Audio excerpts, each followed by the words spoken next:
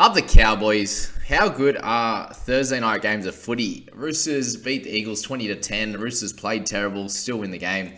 Eagles tried hard, just didn't have the cattle, unfortunately, with the 7 guys out. But a very strange game. If you owned a lot of fantasy players in this one, you probably didn't have a great game, unless you're sitting there with Manu. And you could say Cherry's score is okay, but generally a pretty bad game for fantasy scores overall. And Thursdays have been a very strange one. The last 4 games, apart from this one, have been upsets and have usually resulted in some really strange scores. So, a few people say like, "Oh, I'd never captain the first game of the week," and it turned out that way. Thankfully, we got some ghost points overnight for a bunch of players. Actually, to be honest, there was obviously a few things missed during the game last night completely, but another incredible game from Joey Manu. What do you guys think of him? Should he be in that 6th position, or do you think out in the centres and a little bit of running through the middle from dummy half and stuff like that is going to be the way they play from here on in? Because they weren't very good last night. I know there was mainly around their discipline in, their completion rate was under 60%, for example. So it's definitely not good enough for them to win the comp.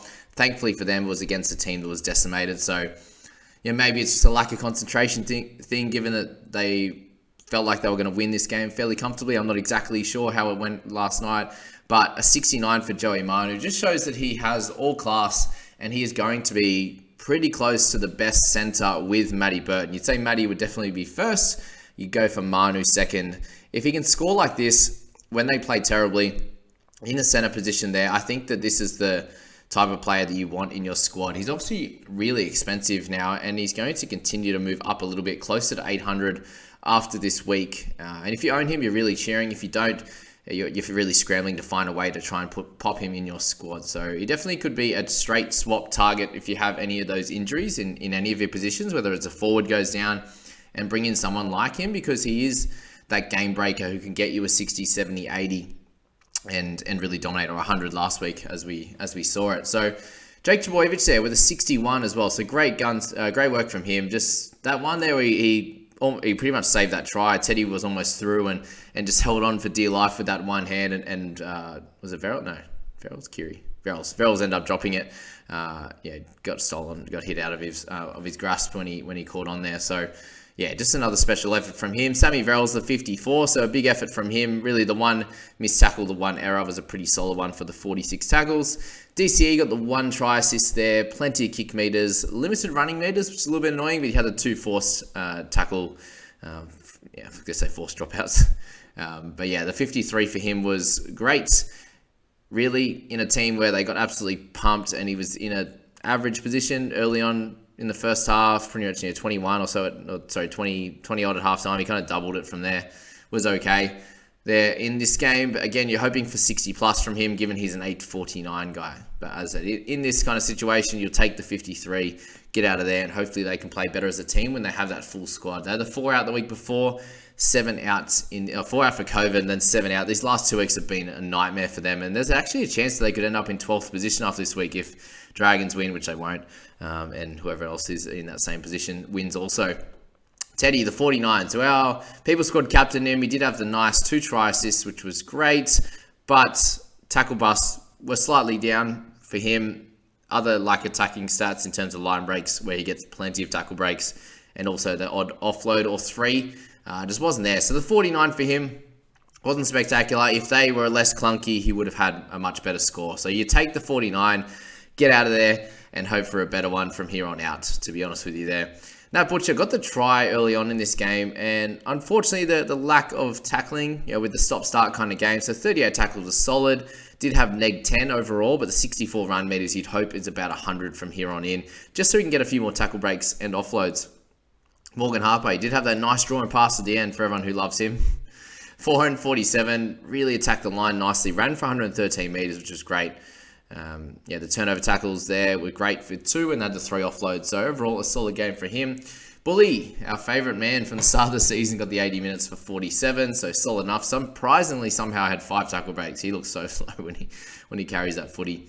Andrew Davey, unfortunately, went off after the 53 minutes. He was scoring really well. I don't think many people have him anymore, especially in that top 5, 10,000, but Anywho, a really nice debut from Smalley there with the try. So congrats to him at the end there, getting that. 5 tackle breaks and the 2 turnover tackles was awesome. 87 run meters is what it is for him. But yeah, really happy that he had a lovely debut. Walker wasn't too special, had the 1 try assist. Again, everyone was a bit off. He had the three errors there.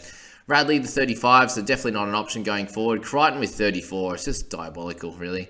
He is averaging 48.8 to begin this season. And literally the only time all year that I haven't had him and that I haven't had Reed Marnie is when they both average like a stupid amount of points, like 55, 60, 65. And since then, they're both hitting this like low 40s each and every week, which is just a killer, or averaging out 34, get a 50 odd.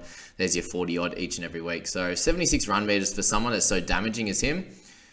You can almost understand why he was left out of the Blues squad at the start, just because he hasn't been playing as well this year as he has been in the previous one. So not sure what's going on there, but he doesn't get the ball as much as you would hope for a damaging edge runner for sure.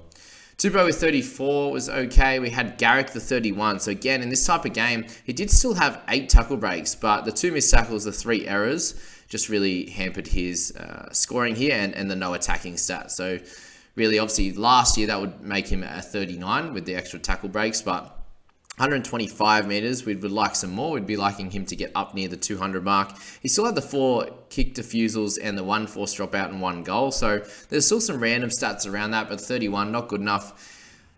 Few people I know, actually one person this week decided to trade him. There was like, which guy do I trade on for Haas? And it was Garrick or another solid forward, for example. And he had like four wing fullbacks. And I was like, well, Garrick's the one. He will average close to 50, but you got someone like Payne Haas that could average a lot higher for pretty much the same price. So it was actually a pretty solid trade out. I know a lot of people will be thinking about him next week if Dewey goes well, if Latrell goes well, as he's someone that you could straight swap, who will be a fair bit cheaper after this week, unfortunately. Croker with 29, it's a bit low from him. Plenty of missed tackles in this one. Keary, a low one as well. Egan Butcher had an interesting little period there at the end.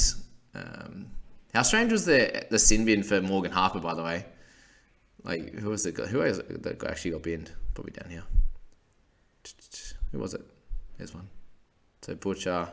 Oh, yeah, it was Butcher. Butcher got binned and should have got binned for the hit. And then Morgan Harper comes in and really didn't do much, just pushed around. And fair enough, I'd go in and push around too. So, yeah, strange one that they both got binned. Suaalii, we had a few people bring him in after his incredible effort last round. And the 3 errors for him, 3 missed tackles did not help his cause. Obviously, the stop-start game and no flow for the Roosters was what killed him.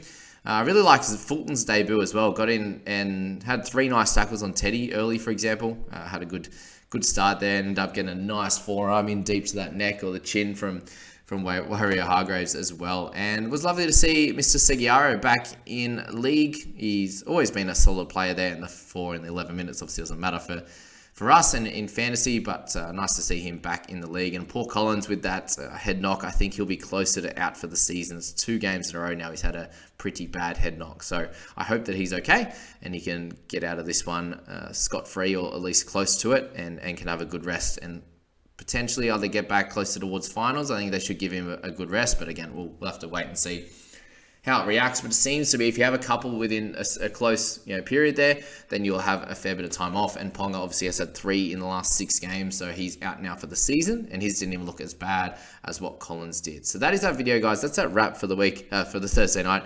Let me know your thoughts on that game, and if it's something, if you're one of those teams that had like 5 or 6 players and Captain Teddy and stuff like that, or DCE, let me know in the comments. I hope you enjoyed it. Like, subscribe, all the good stuff. I'll catch you in the next one, guys. See you later.